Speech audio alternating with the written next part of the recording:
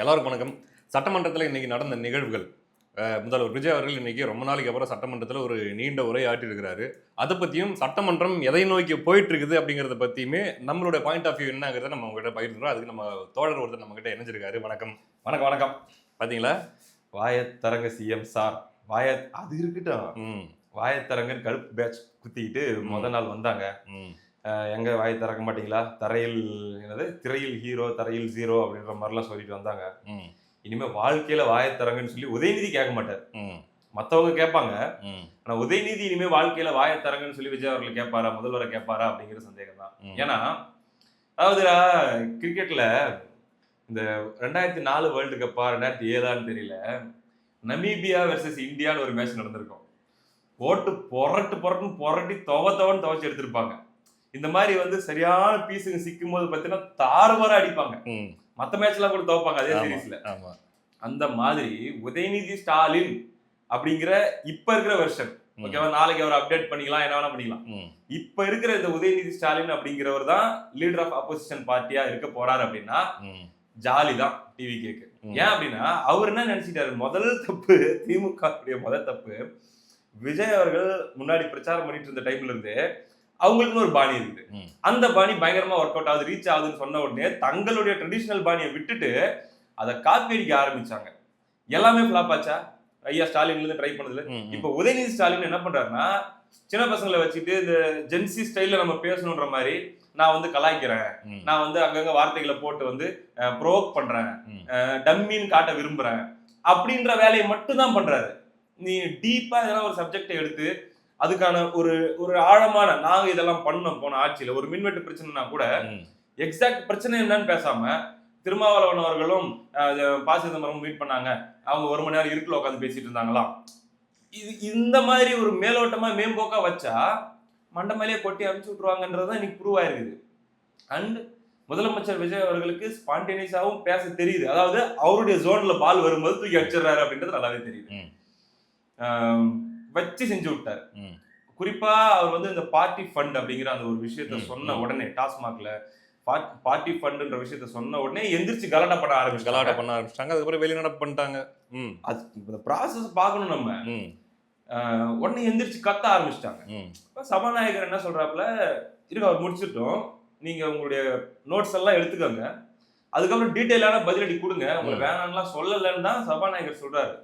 உண்மையிலேயே ஒரு மெச்சூர்டான ஒரு எதிர்கட்சியா இருந்து அவங்க என்ன பண்ணிருக்கலாம்னா பேச விட்டுருக்கலாம். இன்னொரு 5 நிமிஷம் அவரு என்ன இருக்கோ அதை மட்டும் பேசிட்டு போயிருப்பாரு. இவங்க ட்ரிகர் பண்ணவும் கலாய்க்கிற மோடுக்கு போயிட்டாரு. இது என்ன ஆகுது அப்படின்னா, லைவ்ல மக்கள் பார்த்துட்டு இருக்காங்க. முதல்ல இந்த லைவ் விஷயத்துக்கு நம்ம பாராட்டி ஆகணும்.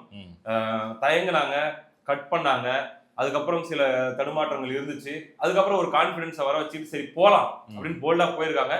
எத்தனை நாளைக்கு போகுதுன்னு தெரியல. 5 வருஷமும் போனா உண்மையிலேயே இந்த துணிச்சலை தனியா பாராட்டி ஆகணும். அது ஒரு விஷயத்தையும் நம்ம சொல்லிடலாம். சோ லைவ்ல அவ்வளவு பேரும் பார்த்துட்டு இருக்காங்க. டேய், இப்ப தமிழக வெற்றி கழகம் தவறு செய்யுமா, ஆட்சி தவறு செய்யுமா, அதை நம்ம விமர்சிப்போமா அப்படின்ற மனநிலையிலே நம்ம பாக்குறோம்னா கூட இவங்களுடைய ஆக்டிவிட்டி உங்களுக்கு இரிட்டேட் பண்ணிச்சா இல்லையா? டிஎம்கே ஆளுங்கெல்லாம் எந்திரிச்சு நின்றுகிட்டு கூச்சல் போட்டுக்கிட்டு பேச விடாம பண்றதும், அந்த பதறாங்க அப்படிங்கறது அப்பட்டமாக வெளிப்பட்டுச்சா இல்லையா? நல்லாவே தெரிஞ்சிச்சு. இன்னொன்னு எப்படியும் அடுத்தடுத்த பாயிண்ட்ஸ்ல நம்மள டேமேஜ் பண்ண போறாருன்னு தெரியுது. அதனால எப்படியாச்சும் ஆட்டையை கலைச்சு விட்டுறணும், விஜய் பேச விடாம பண்ணி போடணும் அப்படின்றதுக்காக வேண்டி அத்தனை முயற்சிகள். எல்லாரும் இத்தனையும் ஒரு 3 தடவை உட்கார வச்சாரு, அவங்களும் உட்கார்ந்தாங்க. முதல்வர் விஜய் அவர்கள் தொடரலாம் அப்படின்னு சொன்னோட திருப்பி எந்திரிச்சுக்கிறாங்க. எதுக்கே எந்திரிக்கிறீங்க? அதெல்லாம் அவங்களுக்கு அசிங்கம். அதெல்லாம் லைவ்ல அசிங்கம். அப்படி மக்கள் பார்வையில எம்பாரஸ்மெண்ட்டுடைய உச்சம். இப்படி இவங்க பாத்தீங்கன்னா அசிங்கப்பட்டு அதுக்கப்புறம் அப்பயே வெளிநடப்பு பண்ணியிருந்தா கூட கௌரவம். பார்ட்டி ஃபண்டுன்னு சொல்லும் போதே கூச்சல் போட்டு வெளிநடப்பு பண்ணியிருந்தா கூட கௌரவம் தான். அதுக்கப்புறம் அப்படி உட்காந்துட்டு முதலமைச்சரை மறுபடியும் பேச ஆரம்பிச்சிடுறாரு. அதுக்கப்புறம் பாத்தீங்கன்னா அவர் உக்கிரமா பேசுறாரு, கலாய்க்கிற மோடுக்கு போயிடுறாரு. அதுக்கப்புறம் வெளிநடப்பு பண்ணாங்க. பாத்தியா, வாழ்க்கையில இத டெம்ப்ளேட்டா வச்சு கலாய்ப்பாங்க. எங்க பேசுங்கிற பேசின நீதான் ஓடி போயிருக்கியா அப்படிங்கிற ஒரு கேள்வி வரும். அது வந்துருச்சு ஆல்ரெடி சட்டமன்றத்துல யாரும் சொல்லிட்டாங்க, விஜய் அவர்களே சொல்லிட்டாரு. ஆமா ஆமா ஆமா. சோ இந்த அடிப்படையில இது ஒரு எப்படி சொல்றதுன்னா, 2 சின்ன பசங்க சண்டை போட்டுக்கிற மாதிரி தான் இருக்கு. விஷயம் நம்ம பார்க்கணும் அப்படின்னா, அதாவது ரொம்ப வாட்டமா இந்த தலைநகரம் படத்துல வடிவேல் கராத்தா காட்டுவார் ஒருத்தரை வாயில இருக்கிற பீடி இப்படி உருவிட்டு ப்ளீஸ் ஹெல்ப் மீ அப்படின்னு சொல்லி தோல் மேல வச்சுக்கிட்டு அப்படின்னு போஸ்ட் கொடுப்பாருல, அந்த மாதிரி உதயநிதி அவர்கள் எதிர்கட்சி தலைவரா சிக்கிட்டது வந்து ரொம்ப அட்வான்டேஜா தோதா போச்சு, ரொம்ப தோதா போயிடுச்சு. அந்த இடத்துல நீ திமுகவிலே ஆராசாவை அந்த இடத்துல சும்மா பொருத்தி பாருங்க, எம்பி தான், நான் கான்டெக்ஸ்டுக்காக சொல்றேன், தடுமாறி இருப்பாங்க. ஆட்டோமேட்டிக்கா முதல்வருக்கு அங்க நிக்கும் போது சைக்காலஜிக்கலாவே ஒரு பயம் வரும். நம்ம எதனா சொல்ல போக டப்புன்னு போட்டாங்கன்னா என்ன பண்றதுன்னு ஒரு பயம். நீ அதே போல கனிமொழி அவர்கள் அந்த இடத்துல பொருத்திப்பாரு, ஓரளவுக்கு மேனேஜ் பண்ணும். இல்ல எடப்பாடி பழனிசாமி அவர்கள் நீ பொருத்திப்பாரு. எடப்பாடி பழனிசாமி அவர்கள்ட்ட பெரிய ஸ்ட்ரென்த் என்ன அப்படின்னா, அவர் தனக்கு வராத யாரையும் ட்ரை பண்ண மாட்டாரு. ஆமா, அவருடைய சேஃப் ஜோன், அதாவது அவருடைய கம்ஃபர்ட் ஜோன் என்னன்னா சப்ஜெக்ட், ஆமா, இஷ்யூ, அதுல இருக்கக்கூடிய டேட்டா, அதுல அவங்க இதுக்கு முன்னாடி எத்தனை வருஷமா அந்த விஷயங்கள் எத்தனை வழக்கு போட்டாங்க, எத்தனை போராட்டாங்கன்ட்டு ஆப்போசிட்ல நிக்கிற இன்எக்ஸ்பீரியன்ஸான பர்சன் ஒருத்தர் இருக்காரு அப்படின்னா இவர் வைக்கிற கேள்வியே புரியாத அளவுக்கு இருக்கும் எடப்பாடி பழனிசாமி அவர்கள் பேசுறது. சப்ஜெக்ட் எடுப்பாப்ல. ஆமா, அப்ப இவங்களுக்கு தயக்கம் இருக்கும். இவர் நின்னா, உதயநிதி ஸ்டாலின் நின்னாருன்னா டிண்டா வந்து கிறிஸ் கேலுக்கு பவுலிங் போடுற மாதிரி, இல்ல அந்த அசோக் டிண்டான்னு ஒருத்தர் இருப்பாரு, கேள்விப்பட்டிருக்கேன். அவர் வந்து ஏபிடிக்கு பவுலிங் போட்ட எப்படி இருக்கும், 360 டிகிரில பறக்கும். அந்த மோஸ்ட் கம்ஃபர்டபிள் ஜோன். டிவி கேட்காது, கலாய்க்கிறேன் வா கலாய்க்கிறேன், பங்கம் பண்றேன், அது அவங்க கம்ஃபர்டபிளான ஜோன் பண்ணி விட்டாங்க. சப்ஜெக்ட் பேசினா தான் எங்களுக்கு கொஞ்சம் பிரச்சனைடா இருக்கும். ஆனா விஜய் குயிக் லேர்னர் பார்க்கும்போது தெரியுது, இவங்க இந்த கோமாளித்தனம் பண்ணிட்டு ஒரு 3 வருஷம் தள்ளிட்டு இருந்தாங்கன்னா அந்த கேப்ல அவர் வந்து பாத்தீங்கன்னா எல்லா சப்ஜெக்டும் ஹேண்டில் பண்ற அளவுக்கு கத்துக்கு வந்துருவாருன்னு நான் பாக்குறேன். அவர் கத்துக்குவாரு. ஆமா, பட் அவர் கூட இருக்கிற அமைச்சர்கள் அவங்க எல்லாம் சேர்ந்து கத்துக்கணும். அது தனி விஷயம். அந்த கீர்த்தனா அவர்கள் பேசுனதாகட்டும், அதை இப்ப நம்ம உள்ள கொண்டு வரல. என்ன அப்படின்னா, எந்த அளவுக்கு இப்ப உதயநிதி அவர்கள் இருக்கிறது இவங்களுக்கு தோதா போயிட்டு இருக்குது, எடப்பாடி அவர்கள் எதிர்கட்சி தலைவரா வராது இவங்களுக்கு எந்த அளவுக்கு இப்ப சாதகமா போயிட்டு இருக்குது அப்படிங்கறத நம்மளால பார்க்க முடியுது. நேத்து நடந்த ஒரு உதாரணம், எடப்பாடி பழனிசாமி அவர்கள் வெளிநடப்பு பண்றாப்புல எந்த விஷயத்துக்காக பேசுறாரு அப்படின்னா, இந்த காவேரி சம்பந்தப்பட்ட விஷயம். இவங்க ஒரு தீர்மானம் போட்டாங்கல்ல சட்டமன்றத்துல, விஜய் அவர்கள் முன்மொழிய புதிய தீர்ப்பாயத்தை கொண்டு வரணும், நடுவண் தீர்ப்பாயத்தை கொண்டு வரணும் அப்படின்றது இவர்களுடைய இது. அதுக்கு உதயநிதி அவர்கள் என்ன சொல்றாரு, நாங்க இந்த சஜஷன் உங்களுக்கு கொடுக்குறோம் அப்படின்ட்டு இவர் ஏதோ புதுசா கண்டுபிடிச்ச மாதிரி உதயநிதி அவர்கள் சொல்லவும், விஜய் அவர்கள் அதை கேட்டு என்ன சொல்றாரு அப்படின்னா, இல்ல ஆல்ரெடி நாங்க இதை வச்சிருக்கிறோம், நாங்க ஆட் பண்ணிக்கிறோம், ஏதோ எதிர்கட்சி தலைவர் சொல்றாரு அதனால வந்து இதுல ஆட் பண்ணிக்கிறோம் அப்படின்ட்டு அவர் சொல்றாரு. ஆனா இது எவ்வளவு ஆபத்தானது அப்படிங்கிறது தான் எடப்பாடி பழனிசாமி அவர்கள் சொல்ல முயற்சித்தார். என்ன பண்ணாங்க, அதுக்கு என்ன பண்ணாங்க அப்படின்னா, அவரை பேச விடாம வெளியேற்றினாங்க. அது மட்டும் இல்ல, ஃப்ரேம்லயே காட்டல, மைக் ஆஃப், ஆப்போசிட்ல யாரா பேசுறாங்கன்னு நமக்கு தெரியல. சபாநாயகர் மட்டும் தான் அவருடைய ஃப்ரேம் மட்டும் தான் காட்டுறாங்க. ஒரு வாய்ஸ் கேக்குது, பின்னாடி இருந்து வாய்ஸ் கேக்குது, ஏதோ ஒரு சில கூச்சல் போடுற வாய்ஸ் கேக்குது, சபாநாயகர் மைக்ல பேசுற வாய்ஸ் கேக்குது.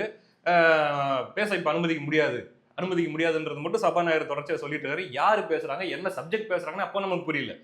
எடப்பாடி பழனிசாமி அவர்களும் ஆர்கியூமெண்ட் பண்றாரு, எனக்கு இப்பவே பேச வாய்ப்பு வேணும்னு. இன்னைக்கு இப்ப இது கேள்வி வரலாம் இப்ப நண்பர்கள்கிட்ட, எப்படி உதயநிதி அவர்களை வெயிட் பண்ணி அப்புறம் பேசுன்னு சொல்றீங்க, எடப்பாடி பழனிசாமி அவர்களையும் வெயிட் பண்ண தான் சொன்னார் சபாநாயகர், ஆனா அப்பயே பேசுவோம், நீ அவர் மட்டும் ஏன் முடியாது முடிச்சாருன்ட்டு. இதில் நம்ம கவனிக்க வேண்டிய விஷயம், உதயநிதி ஸ்டாலின் அவர்கள் வெயிட் பண்ண சொன்னதும், அவர் அங்க பேசணும், பேசி ஆகணுன்றதும் தங்களை டிஃபெண்ட் பண்ணிக்கிறதுக்காக, அவங்க கட்சியே அசிங்கப்படுறத டிஃபெண்ட் பண்றதுக்காக. ஆனா எடப்பாடி பழனிசாமி அவர்கள் அங்க பேச முயற்சி பண்ணி அந்த அவையுடைய தொடக்கத்திலேயே நான் இதை ஒரு விஷயமா கொண்டு வரணும், ஒரு விவாதமா கொண்டு வரணும் முயற்சி பண்ணது 20 மாவட்டங்களுடைய வாழ்வாதாரம் சம்பந்தப்பட்ட பிரச்சனை. 20 மாவட்டங்களுடைய வாழ்வாதாரம் சம்பந்தப்பட்ட பிரச்சனை மட்டும் இல்லாம அதிமுக இது ஒரு பக்காவான தீர்வு ஆல்ரெடி செஞ்சு வச்சிருக்கு. ஓகேவா, ஆல்ரெடி நாங்க இதை பண்ணி வச்சிருக்கோம்பா, அதை கெடுக்கிற மாதிரி புதுசா ஒரு தீர்மானம் நீங்க போட்டுட்டு இருக்கீங்க அப்படிங்கறது எடப்பாடி பழனிசாமி அவருடைய வாதமா இருந்துச்சு. அதுதான், அதுல ஏன் இனிஷியலாவே இதை கொண்டு வரணும்னு அவர் முயற்சி பண்றாருன்னா, second half of the day 2 o'clock மேல அப்படிலாம் அது வருதுன்னா ரொம்ப ஒரு தொய்வடைஞ்ச நிலையில ஆயிடும். சோ இதை கவனம் ஈர்க்கணும் தான் அவர் பண்றாரு. வெளிநடப்பும் அதுக்காக தான் பண்றாரு. இப்ப நான் வெளிநடப்பு பண்ணனா செய்தி ஆகும்போது அந்த விஷயத்தை 4 பேர் பேசுவாங்க, சப்ஜெக்ட் வந்து பெரிய அளவுல ரீச் ஆகும். சோ திமுக வெளிநடப்புக்கும் அதிமுக பண்ண வெளிநடப்புக்கும் இருக்குமான அந்த இஷ்யூ என்ன அப்படின்னு நீ பாரு. உண்மையிலே சொல்றேன், நான் இந்த இடத்துல எடப்பாடி பழனிசாமி அவர்களே ஒரு எதிர்கட்சி தலைவரா நான் மிஸ் பண்றேன். மறுபடியும் நமக்கு அதிமுக முத்திரை குத்துவாங்க. ஆனா நினைச்சு பாருங்க, ஒரு சர்க்கஸ் கூடார மாதிரி நீ என்ன ராங்கிங் பண்றியா, நான் உன்ன ராங்கிங். இது சட்டமன்றமா இது? ஓகே, பாக்குறதுக்கு வந்து விஜய் அவர்களுடைய ரசிகர்களுக்கும் சரி, அல்லது அவங்களுக்கு பாக்குறதுக்கு ஒரு மாதிரி ஜாலியா இருக்கும்.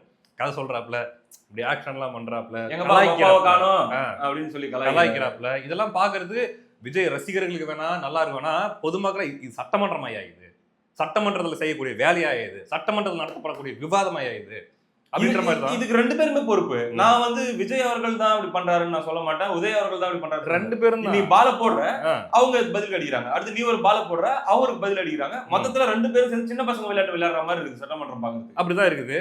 உதய் அவர்கள் எதிர்கட்சி தலைவரா எப்படி செயல்படக்கூடாது அப்படி செயல்படுறாரு, அது விஜய் அவர்களுக்கு சாதகமா இருக்குது.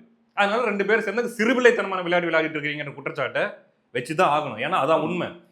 இன்னொன்னு நான் அந்த விஷயத்துல ஒன்று சொல்றேன். நீ காவேரி விஷயத்த சொல்ல வந்துட்டு நம்ம டைவர்ட் ஆயிட்டோம். அதை பத்தி தான் பேச வந்தேன், சொல்லு. ஆமா, இந்த நேத்து இபிஎஸ் அவர்கள் அப்புறம் மதியத்துக்கு மேல மறுபடியும் சட்டமன்றத்துக்குள்ள போயிட்டு அந்த சப்ஜெக்ட் எடுத்து பேசுறாரு. அதுல அவர் குறிப்பா ஒரு ஒரு விஷயத்த சொல்லியிருப்பாரு.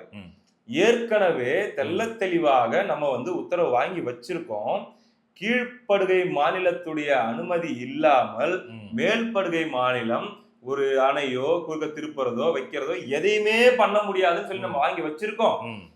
இந்த நிலையில நீங்க புதுசா ஒரு தீர்ப்பாயம் போடுறது மூலமா என்ன ஆகும் அப்படின்னா, கர்நாடகா கவர்மெண்ட் நாளைக்கு உச்சநீதிமன்றத்துல ஒரு ஆர்குமெண்ட் எடுத்துட்டு போக முடியும். பாருங்க, பழைய தீர்ப்பாயத்துல கொடுத்த உத்தரவு வந்து செல்லாதுன்னு நாங்க ஆர்கியூ பண்ணலாம்ல, ஏன்னா அவங்களே புது தீர்ப்பாயம் போட்டிருக்காங்க அப்படின்னு சொல்லி குழப்படி வேலை பண்றதுக்கான வாய்ப்பு இருக்குது. குழப்படி வேலை ஒண்ணு. இன்னொன்னு வந்து ஆர்குமெண்ட்டை நாங்க புதுசா எடுத்துக்கிறோம், பழைய ஆர்குமெண்ட் வேண்டாம். அதே மாதிரி நீங்க கொடுத்த பழைய டாக்குமெண்ட்டோ நீங்க என்னென்னலாம் இந்த தண்ணி கொடுக்கணுன்ற அளவு, அதான் ஏற்கனவே 170.20 டிஎம்சி தண்ணி வந்து தமிழ்நாட்டுக்கு கர்நாடகா தரப்புல இருந்து தரணும்.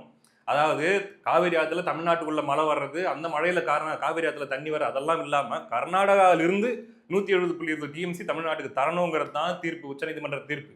அது மட்டும் இல்லாம லோ ரிப்பேரியன், தமிழ்நாடு வந்து லோ ரிப்பேரியன், அதுதான் கீழ்ப்படுகை மாநிலம். ஆமா, கீழ்ப்படுகை மாநிலம். அங்க இருந்து வரதுனால அது மேல்படுகை மாநிலம் கர்நாடகா. அப்போ அப்படின்னும் போது நம்மளுடைய அனுமதி இல்லாம அவங்க அணை கட்டக்கூடாது அப்படிங்கிறது தான் ஆல்ரெடி இருக்கக்கூடிய தீர்ப்பு. அப்போ இந்த தீர்ப்பை வாங்குறது எவ்வளவு கஷ்டப்பட்டு வாங்கியிருப்பாங்க. அதிமுக இந்த ஜெயலலிதா அவர்களுடைய காலகட்டத்தில் தான் இந்த தீர்ப்பு வந்து உச்சநீதிமன்ற தீர்ப்பா வந்து அது கெசட்லயும் வந்துச்சு. சோ அவ்வளவு கஷ்டப்பட்டு இந்த தீர்ப்பு கெசட் மேட்டர்ல ஒண்ணு இருக்குல்ல, அந்த ஆர்குமெண்ட் நடந்துட்டு இருக்கும்போது ஒரே ஒரு வார்த்தை, எப்படி ஏன் வந்து என்ன ஒரு புது தீர்ப்பாயத்தை ஆட் பண்ணி கொடுத்திருக்காரு, இதுல போய் என்ன பெரிய சிக்கல் வந்துட்டு போகுது, எல்லாம் கரெக்டா தான் பண்றாங்க அப்படின்னு சொல்லி, அது என்ன சொல்றாங்க, 2 மணி நேரம் எக்ஸ்பர்ட்ஸ் கூட டிஸ்கஸ் பண்ணி இந்த முடிவு எடுத்துட்டோம் அப்படின்னு சொல்லி ஆதவர்ஜுனா சொல்றாரு. ஆதவர்ஜுனா சொல்றாரு. அவங்க எந்த அளவுக்கு பிளே பண்ணிருக்காங்கன்னா கர்நாடகா, ஒரே ஒரு வார்த்தை இவங்க வைக்கிற ஆர்குமெண்ட்ல ஒரே ஒரு வார்த்தை எங்களுக்கு புரியலைங்கன்னு சொல்லி 2 வருஷம் இழுத்துருக்காங்கடா அந்த அந்த உத்தரவுக்கான காலகட்டத்தை. அப்போ பாயிண்ட் கிடைக்குமான்னு காத்துட்டு இருக்கிறான். they are so cunning and smart. ஆமா, அப்போ ஒரு சின்ன பிழை போதும் அவங்களுக்கு சாதகமா என்னென்னலாம் பண்ணுமோ அவங்க பண்ணிக்குவாங்க. அப்படின்னும் போது இவ்வளோ கஷ்டப்பட்டு இந்த தீர்ப்பை கொண்டு வந்தது பின்னாடி நாங்க புதுசா ஒரு தீர்ப்பாயம் போடுறோம் அப்படின்ட்டு உதயநிதி அவர்கள் பேசுறது முதல்ல அது சந்தேகம் இருக்கு நமக்கு. ஒண்ணு இவங்களே கர்நாடகா கூட ஐடியா டீலிங் போட்டு வச்சுக்கிறாங்களா, இல்ல எல்லாம் இந்த காவேரி விஷயம்னால எல்லாரும் அதிமுக பெருமை பேசிட்டு இருக்காங்க, இங்க நம்மளும் ஸ்கோர் பண்றதுக்கு ஏதாச்சும் ஒண்ணு பண்ணி வைப்போம், நாளைக்கு ஒருவேளை இதனால பாசிட்டிவ் ரிசல்ட் எதனா வந்துச்சுன்னா நம்ம கிளைம் பண்ணிப்போன்றதுக்காக பண்றாங்களா, ஆனா திமுக மட்டும் எப்படி கிளைம் பண்ணிக்கும், அதனால நாங்களும் தான் அதை விரும்பணும் அப்படின்னு சொல்லி நம்ம மேல சொல்லி தாவேக்காவும் அதை பண்றாங்களா? ஆல்ரெடி காவேரி இஷ்யூ அப்படின்னு வரும்போது அதிமுகவுக்கு தான் பேர் இருக்கு. ஏன்னா உச்சநீதிமன்ற தீர்ப்பை வாங்கினது, அதுக்கு போராடினது அதிமுக அப்படிங்கிற பேர் இருக்குதுன்றப்போ அந்த கோட்டெல்லாம் அழி நாங்க புதுசா பண்றோம் அப்படின்ற மாதிரி 2 சின்ன பசங்களை சேர்ந்து விளையாடிங்கிறாங்களான்ற மாதிரி அவருக்கு ஒரு மாதிரி ஆயிடுச்சு இபிஎஸ் அவர்களுக்கு. அப்படிதான் இருக்குது. ஏய், எவ்வளவு சீரியஸான பிரச்சனை, நாங்க எந்த கஷ்டப்பட்டு இந்த நிலைமை கொண்டு வந்து விட்டுருக்கிறோம், நீங்க நம்ம விளையாடினுக்கிறீங்க இந்த விஷயத்தை வச்சுக்கிட்டு. முன்னாள் விளையாட்டுத்துறை அமைச்சர் உதயநிதி, இந்நாள் விளையாட்டுத்துறை அமைச்சர் ஆதவர்ஜுனா, 2 விளையாட்டுத்துறை அமைச்சரும் விளையாடுகிறீங்களா இந்த விஷயத்துல? அவர் ஒரு டேட்டா சொன்னாரு பாரு. இதுக்கு முன்னாடி அது வந்து விவசாயிகளுடைய பிரச்சனையா இருந்ததுனால பழைய தீர்ப்பாயம் அது வந்து அவர் கொடுத்த உத்தரவு சரியா போச்சு. இப்ப கர்நாடகா வந்து ஸ்ட்ராட்டஜி மாத்தி அது வந்து பெங்களூருடைய குடிநீர் தேவைக்கான ஸ்ட்ராட்டஜின்னு சொல்லி இவங்க எடுத்துட்டு வராங்க, அதனால நமக்கு ஆபத்து வரும்ன்றாரு. அது உண்மையா? அது உண்மை கிடையாது. என்ன அப்படின்னா, பெங்களூரோட குடிநீர் தேவை வந்து 4 டிஎம்சி, அது ஆல்ரெடி அவங்களுக்கு கிடைச்சிட்டு தான் இருக்குது. இப்ப இவங்க மேகதாது அணைக்கு அந்த பெங்களூரு காரணம் காட்டுறாங்க அப்படின்னா, இவங்க மேகதாது அணைக்கு வச்சிருக்கிற கொள்ளளவு எவ்வளவு தெரியுமா? 67 டிஎம்சி. எப்படி அங்க அது எப்படி ஒர்க் அவுட் ஆகும்? எப்படி 4 டிஎம்சிக்கு தண்ணிக்காக வேண்டி நீ 67 டிஎம்சி தண்ணியை நீ தேக்கி வைப்பியா அப்படின்றது ஒண்ணு. அதுக்கு இவங்க சொல்ற காரணம் பாருங்க. ஆல்ரெடி கிருஷ்ணராஜசாகர் அணை இருக்குது, கபினி இருக்குது, இன்னும் 2 அணைகள் இருக்குது, ஏதோ ஒரு பேரு. அப்ப அந்த அணைகள்ல இருந்து நாங்க பெங்களூருக்கு தண்ணி எடுத்துட்டு வர முடியும்னா முடியும், அது தூரமா இருக்குதுங்க, அங்கிருந்து பைப் லைன் எல்லாம் போட்டு பெங்களூருக்கு தண்ணி எடுத்துட்டு வரது கொஞ்சம் கஷ்டமா இருக்குதுங்க, அதனால நாங்க என்ன பண்றோம், பக்கமா மேகதாட்டுல அணை கட்டிக்கிறோங்க. இதுதான் அவங்களோட வாதம். இப்ப இவ்வளோ வேலையை அவங்க பண்ணிட்டு இருக்கிறாங்க. இன்னொன்னு இந்த கீழ்ப்படுகை மாநிலம் மேல்படுகை மாநிலம் அப்படிங்கிற இந்த ஒரு இருக்கு இல்லையா, இந்த ஒரு என்ன சொல்லுவாங்க அளவுகோல் ஒண்ணு இருக்குல்ல, இந்த அளவுகோலையே சேலஞ்ச் பண்றதுக்கு அவங்க பிளான் பண்ணிட்டு இருக்காங்க. ரொம்ப ரொம்ப இது ரொம்ப டெக்னிக்கலான விஷயம். நம்ம நேற்று பேசும்போது தான் சொன்னாங்க நிறைய நிபுணர்கள், உலகளாவிய அளவுல இந்த கான்செப்டே தப்பு அப்படிங்கிற ஒரு பாயிண்டை எடுத்துக்கிட்டு வந்து உச்சநீதிமன்றத்தில் ஆர்கியூ பண்றதுக்கு அவங்க ரெடி ஆயிட்டு இருக்காங்க. கர்நாடகா கிட்டத்தட்ட ஆயிரக்கணக்கான ஆண்டுகளாக பின்பற்றி வரக்கூடிய வழிமுறையே தவறு, ஆமா அதையவே மாத்தணும் அப்படின்ட்டு நிறைய உதாரணங்கள் சொல்லிட்டு இருக்காங்க. இப்ப பாத்தீங்கன்னா நைல் நதி உதாரணம் சொல்றாங்க. எகிப்துக்கும் இன்னும் சூடான் அந்த நாடுகளுக்கு இருக்கக்கூடிய அந்த நைல் நதிக்கு பிரச்சனையை வந்து அந்த ரூல்ஸை வந்து இப்ப ஃபாலோ பண்ணக்கூடாது, இப்ப மாத்தணும், நாங்க வந்து ஹை ரிப்பேர் எங்களுக்கு இருக்கிறவங்க நாங்க வந்து அணை கட்டிக்கிறதுக்கு எங்களுக்கு அலோவ் பண்ணணும் அப்படிங்கிற மாதிரி.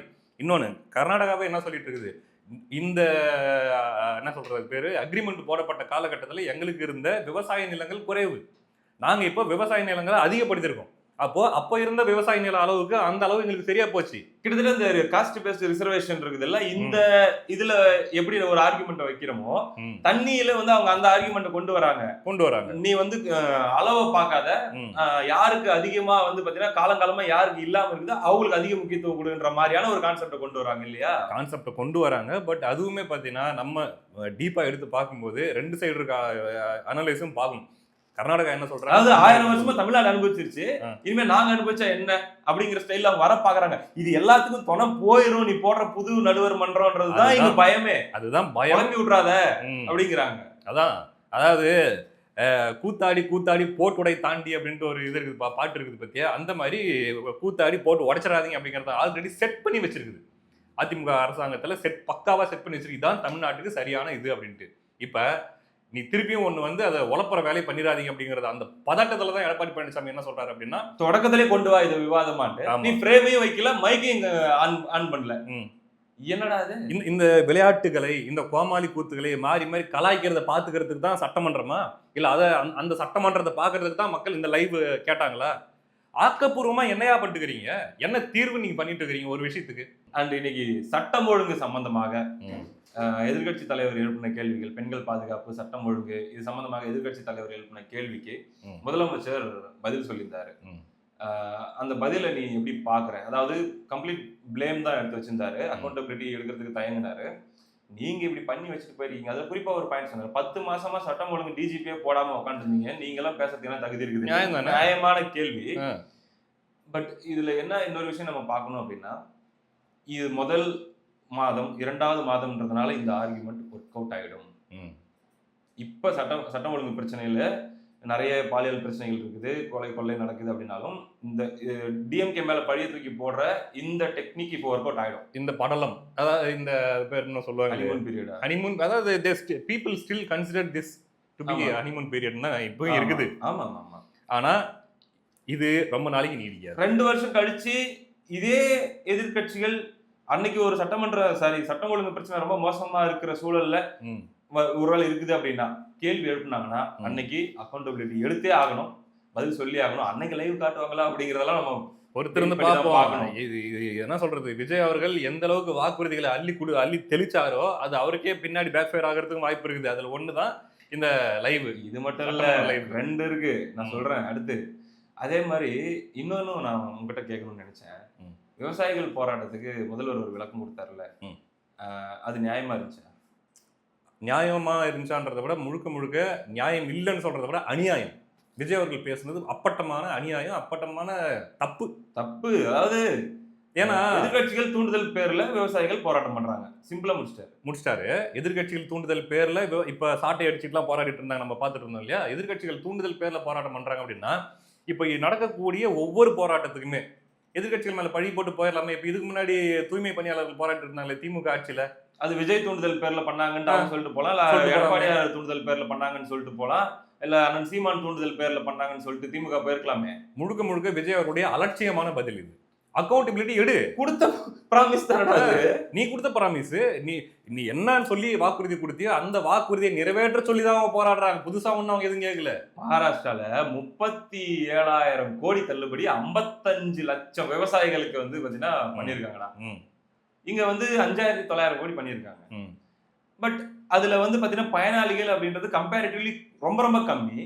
அதுக்காக தான் போராடுறாங்க. இன்னைக்கு ஒரு செய்தி வருது, அதுலயே விவசாய சங்கமோ ஏதோ சம்திங் விவசாய சங்கத்துல நிர்வாகிகளாக இருந்தவர்கள் குற்ற விவசாயிகள் சங்கம் நினைக்கிறேன், சரியா தெரியல, அதுலயும் ஒரு ஃபில்டர் போட்டிருக்காங்களாம். அவங்களுக்கெல்லாம் தள்ளுபடி கிடையாது அப்படிங்கிற மாதிரி ஏதோ கொண்டு வந்திருக்காங்களாம். சோ நீங்க பண்றீங்க, நீங்க சொன்னதை எக்ஸாக்டா பண்ணலன்றதுதான் எங்க பாயிண்ட். திமுக இப்படி வந்து தகுதி மகளிருக்கும் அப்படின்னு சொல்லிட்டு அதுக்கப்புறம் தகுதி வாய்ந்த அப்படின்ட்டு ஒரு இது கொண்டு வந்த பத்தி அதுக்கு இதுக்கு என்ன வித்தியாசம் இருக்குது? அதை வந்து பதில் சொல்லும்போது முதலமைச்சர் எதிர்கட்சிகளுடைய தூண்டுதல் பேர்ல போராட்டம் பண்ணிட்டுக்கிறாங்க அப்படின்னு சொல்லிட்டு ஈஸியா முடிச்சிட்டாரு. அப்ப அடுத்த 5 வருஷத்துக்கு அரசு ஊழியர்களோ, செவிலியர்களோ, விவசாயிகளோ, நெசவாளர்களோ, மீனவர்களோ யார் என்ன போராடினாலும் எதிர்கட்சிகளுடைய தூண்டுதல் சொல்லிட்டு ஜாலியா போயிருவீங்கல்ல. அதாவது ஆட்சி அமைச்சர் இவ்வளவு சீக்கிரத்துல இப்படி ஒரு அலட்சியமான பதில சத்தியமா தமிழ்நாடு எதிர்பார்க்கல. இது ஒண்ணு. அடுத்தது இன்னொரு விஷயம் நான் உங்ககிட்ட கேட்கணும்னு நினைச்சேன்.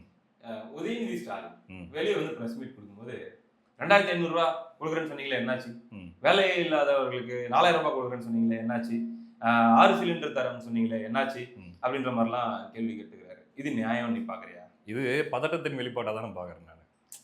கேட்கணும்னா இப்ப கேட்க வேண்டிய கேள்விகள் எவ்வளவு இருக்குது. இது உடனே இப்ப நீங்க இவங்க கேட்கறாங்கல்ல 6 மாசம் டைம், கொஞ்சம் டைம் கொடுங்க, அவகாசம் கொடுங்கன்ட்டு, இதெல்லாம் அந்த அவகாச டைம்ல வந்துடும். 27 மாசம் இப்ப வந்துட்டு இருக்குதுல, 1000 ரூபாய் மாசம் மாசம் கொடுத்துட்டு இருக்காங்கல்ல, இதை கொடுக்கறதுக்கு திமுக எடுத்துக்கொண்ட காலம் 27 மாசம். அதாவது இதுல 2 வருஷம் கிட்டத்தட்ட 3 வருஷம். ஓகேவா? நீங்க அப்படிதான் பண்ணீங்க. இன்னைக்கு வந்து 40வது நாள்ல வந்து எங்க என்னத்த கேக்குறீங்க நீங்க? தாராளமாக இந்த திட்டங்கள் எல்லாம் பினான்ஸ் சம்பந்தப்பட்ட ரொம்ப பிரஷரான திட்டங்கள் இருக்குது இல்ல, இதெல்லாம் நிறைவேற்றுறதுக்கு தாராளமா 2 வருஷம் டைம் கூட தமிழக வெற்றி கழகம் எடுத்துக்கலாம், தப்பே கிடையாதுன்னு நான் சொல்லுவேன். இதுல பிரஷர் போடுறதுன்னா மக்களே மதிக்க மாட்டாங்க உங்களை. முதல்ல இந்த மாதிரியான விஷயங்களால தான் DMK is becoming a joker. நீ சாதனை பண்ண விஷயத்த தாவேகா பண்ணாம இருக்குது, அந்த இடத்துல நீ கேள்வி கேட்கறன்னா ஆமாப்பா அவங்க பண்ணாங்கல்ல, இவங்க பண்ணல கேட்கறாங்க, ஒரு நியாயம் இருக்குது அப்படின்னு மக்கள் சொல்லுவாங்க. நீ எதையெல்லாம் நீ பண்ணலையோ, எந்த இடத்துல நீ ஓட்ட வச்சிருக்கிறியோ, அதையே கொண்டு வந்து நீ டிவி கிட்ட கேட்டா மக்கள் ஒண்ணு என்னன்னு பாப்பாங்க. ஒண்ணு புரிஞ்சு போச்சுடா, டிஎம்கே எதிர்கட்சியா இருக்கிறதுனால தாவேகாவுக்கு ரொம்ப ஜாலிதான். அதே மாதிரி அவங்க கேள்வி கேட்டு எதுவும் எடுபட போடுற மாதிரி தெரியல. நம்மள மாதிரி ஆளுங்க தான், நம்மள மாதிரியான ஆட்கள் தவறை சுட்டி காட்டினாதான் ஜனம் காது கொடுத்தே கூட கேட்பாங்க. தாவேகா திமுக மாதிரியான ஆட்கள் பேசினாங்கன்னா முன்னாடி நீ என்னத்த கிழிச்சேன்னு சொல்லி தாவேகாவும் கேட்கும், மக்களும் கேட்பாங்க. இதுதான், அதனாலதான் பிளான் பண்ணி விஜயும் இதே நமக்கு டிவிகே வெர்சஸ் டிஎம்கே. இது இப்பயும் நீங்க எதுக்கு சொல்றீங்க அப்படின்னா, அது டிஎம்கே எதிர்கட்சியா இருந்தா எங்களுக்கு ரொம்ப ஈஸிப்பா, ஈஸி. எதையாச்சும் குற்றச்சாட்டு வச்சாங்கன்னா கூட நீ மட்டும் அப்படின்னு நாங்க சொல்லிட்டு போயிடுவோம் அப்படின்ற மாதிரி இருக்குது ஒண்ணு. இன்னொன்னு என்னுடைய பர்சனல் விருப்பம் அப்படிங்கிறது என்ன அப்படின்னா, அதிமுக குறிப்பா அவர் வெறும் 47 எம்எல்ஏ கூட இருந்துட்டு போட்டுமே, எடப்பாடி பழனிசாமி இருக்கு இப்ப 41 40 இருந்துட்டு போட்டோம், அது இன்னும் எத்தனை குறையுதுன்னு தெரியாது. இருந்தாலும் கூட இந்த சில்லறத்தரமான எதிர்கட்சி அரசியலை வந்து முன் வச்சுக்கிட்டு இருக்கிற இந்த சமயத்துல எடப்பாடி பழனிசாமி அவர்கள் தொடர்ந்து இஷ்யூ பேஸ்டா டேட்டாவை வச்சு ஒரு என்ன சொல்றது, ஒரு உறுதியான ஒரு எதிர்கட்சி எப்படி செயல்படணும் அப்படிங்கிறதுக்கு எடுத்துக்காட்டா எடப்பாடி பழனிசாமி அவர்கள் செயல்படணும். 2 பேரையும் கிழிச்சு போடணும். என்னையா விளையாட்டு பண்ணுகிறீங்க 2 பேரும், சின்ன பசங்க வெல்லாம ஊடுவது சேராதுன்ற மாதிரி வேலை பார்த்துட்டு இருக்கிறீங்க. அவர் மக்கள் மத்தியில் பேசணும் பாப்போம். நிறைய நேரம் பேசணும்னு நினைக்கிறேன். நம்ம இந்த நிகழ்ச்சியை திடீர்னு அப்படி போற ஃப்ளோல டக்குன்னு முடிச்சுக்கிறேன். அடுத்தடுத்த எபிசோட்ஸ் வரும், நம்ம அதுல இன்னும் பேசுறது நிறைய விஷயம் இருக்குது, டிஸ்கஸ் பண்ணுவோம். நன்றி.